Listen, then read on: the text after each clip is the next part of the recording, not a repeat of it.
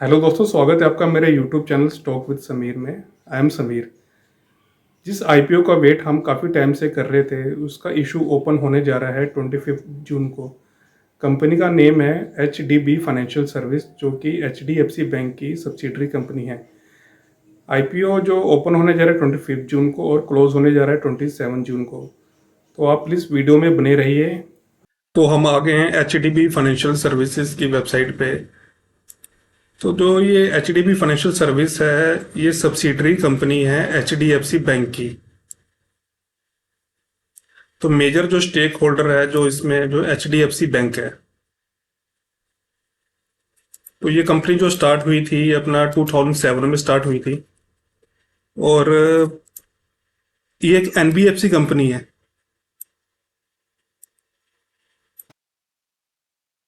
Infra के बारे में बात कर लेते हैं इसके। तो पैन इंडिया में जो इसके जो 1747 ब्रांचेज है, और ये 21 स्टेट्स में काम कर रही है इंडिया में, और 4 यूनियन टेरिटरी में काम कर रही है। तो ये तो हो गया ये कंपनी के कब स्टार्ट हुई थी और कंपनी के ऑफिस कितने कितने हैं।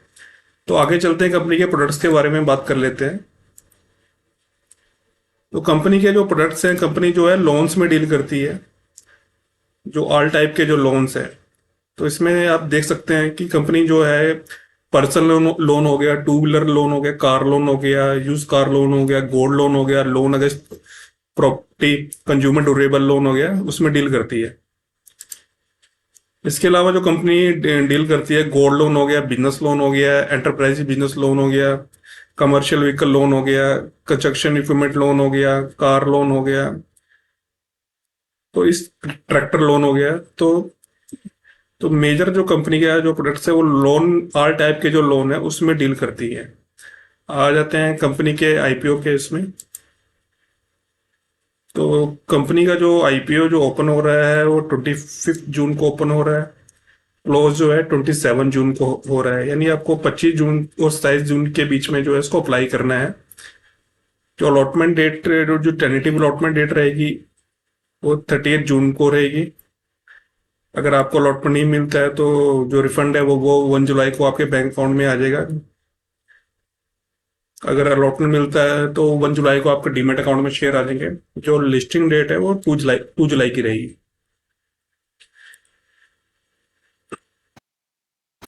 तो बात कर लेते हैं इसके प्राइस बैंड के बारे में।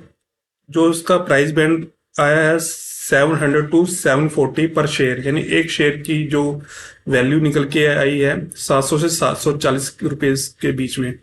अगर आप उसमें अप्लाई करने जा रहे हैं तो आप प्राइस बैंड जो है वहाँ 740 का डालें, तो इससे जो है आपको चांसेस ज़्यादा जो है मिलेंगे। ठीक है। तो जो लॉट साइज है वो 20 शेयर का है, यानी आपको अप्रोक्स जो है अपना 15,000 जो है इसमें रिक्वायरमेंट चाहिए, जो मिनिमम इन्वेस्टमेंट जो इसमें आईपीओ के अप्लाई करने के बारे में। जो टोटल साइज रहने वाला है आईपीओ का 12,500 करोड़ का। फ्रेश इशू है 2,500 करोड़ का।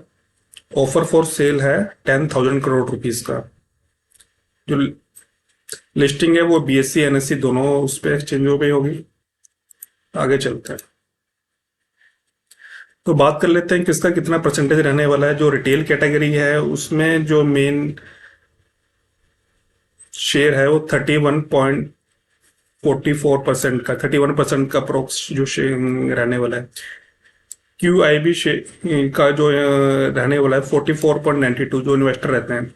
एच एन आई का जो रहने वाला है 13.48%। ठीक है। इसके अलावा जो है एम्प्लॉय शेयर जो परसेंटेज रहने वाला है वो 0.16।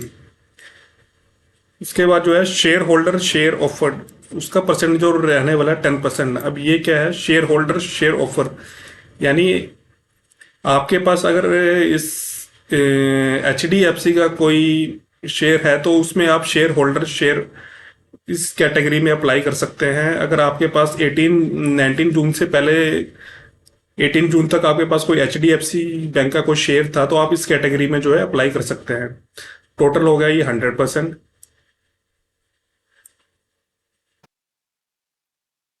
आगे चलते हैं। तो रिटेल में जो मिनिमम इन्वेस्टमेंट रहने वाली है वो अराउंड 14,800 एक लॉट में, जो 20 शेयर है।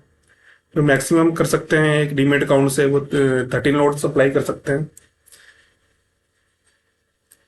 HNI जो स्मॉल HNI, इसमें जो मिनिमम इन्वेस्टमेंट रहने वाली है 2,07,000 की, 14 लॉट्स रहेंगे इसमें। जो मैक्सिमम अप्लाई कर सकते हैं HNI कैटेगरी में 9,91,000, 9,91,000 जो मिनिमम इन्वेस्टमेंट, जो इन्वेस्टमेंट चाहिए मैक्सिमम। लॉट रहेंगे 67।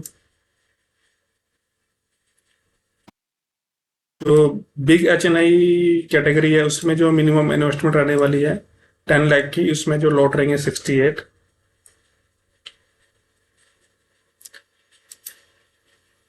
आगे चलते हैं। तो पहले मैं आपको एडवाइस कर दूं, अगर आप एक से ज़्यादा के लिए लोड के लिए अप्लाई कर रहे हैं तो आप डिफरेंट डिफरेंट डीमेट अकाउंट से अप्लाई कीजिए, ताकि उसमें जो है प्रोबेबिलिटी जो है ज़्यादा रहती है अपना मिलने की।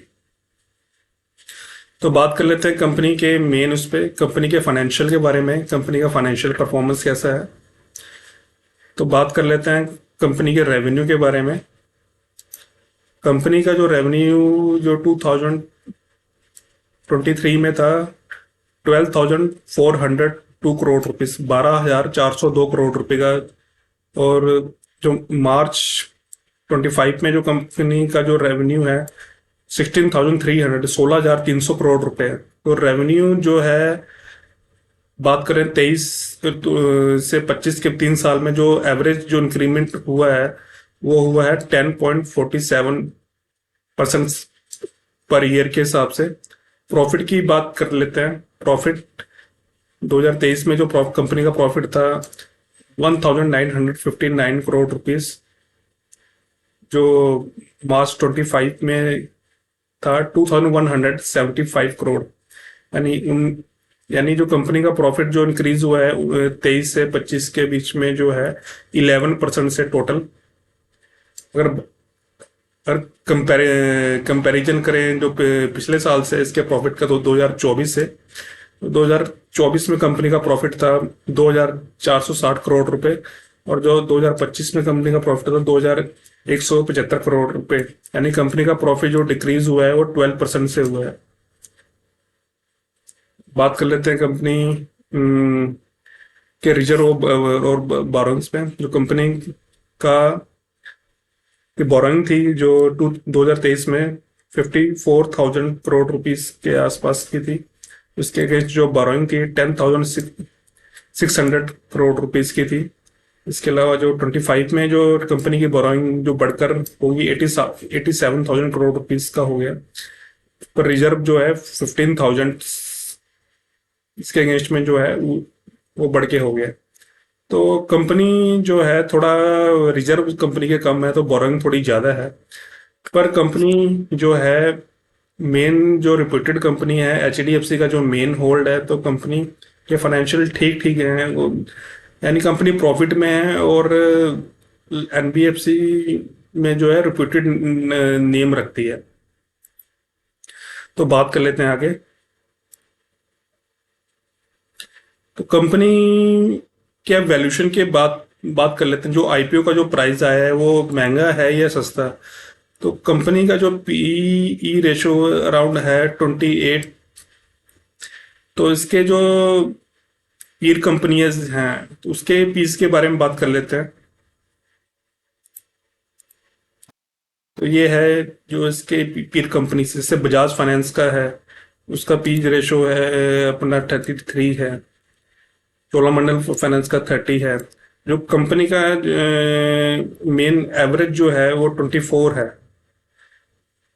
तो वैल्यूशन जो वाइज जो है कंपनी अच्छे हैं। कंपनी की वैल्यूशन कुछ ज़्यादा अच्छे महंगे वैल्यूशन पे कंपनी का प्राइस बैंड नहीं है आया है। कंपनी का प्राइस बैंड बहुत अच्छे प्राइस पे आया है। आगे चलते हैं। ग्रे मार्केट जो कंपनी उसके बारे में बात कर लेते हैं। तो कंपनी का जो ग्रे मार्केट अभी चल रहा है 28 जून को जब मैं वीडियो बना रहा हूँ 75, उससे पहले कल तक का 93, यानी 10% या 12% के आसपास चल रहा है। तो जैसे जैसे डेट नज़दीक आती जाएगी, कंपनी का जो ग्रे मार्केट प्रीमियम है वो बढ़ता जाएगा।